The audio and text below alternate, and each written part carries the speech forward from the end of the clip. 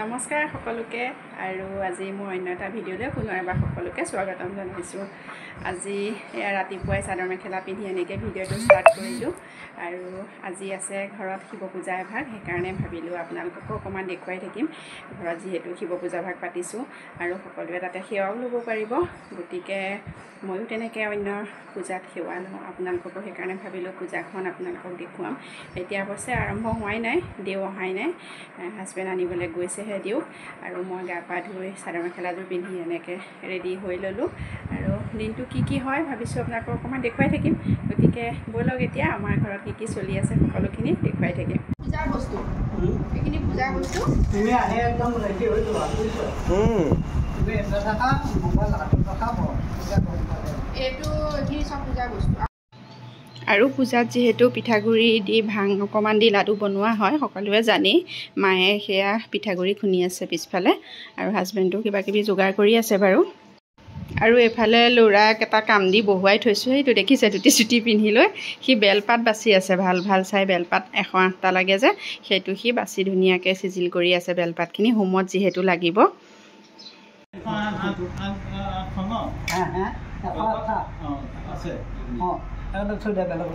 পইচা লাগিব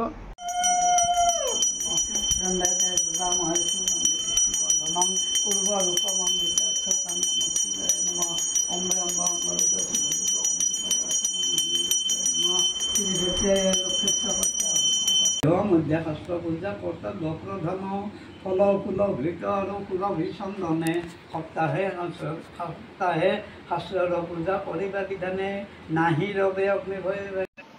আৰু পূজা প্ৰায় হৈছেগৈ আৰু এয়া এতিয়া হোম পুৰি আছে। হোম পুৰিলে সঁচাকৈ বহুত ভাল লাগে, পূজা পাতিলে হোমকণ পুৰিলেহে ভাল লাগে আৰু গোটেই ঘৰখন হোমৰ ধোঁৱাই যিহেতু সোমাই যায় বহুত ভাল লাগে। আৰু ময়ো আহি সকলোখিনি কাম কৰি মেলি অকণমান পূজাত ভাগ ল'লোহি, এনেকৈ পূজা ভাগ শুনিলোঁ। সঁচাই পূজা ভাগ শুনি বহুত ভাল লাগে আৰু নিয়মটো তেওঁ বহুত ধুনীয়াকৈ কৰিছে, সকলোৱে ধুনীয়াকৈ কৰে বাৰু, কিন্তু বহুত দীঘলীয়াকৈ বহুত ধুনীয়াকৈ কৰিছিলে পূজা ভাগ, গোটেই দিনটোৱেই লগা নিচিনা লাগিছে।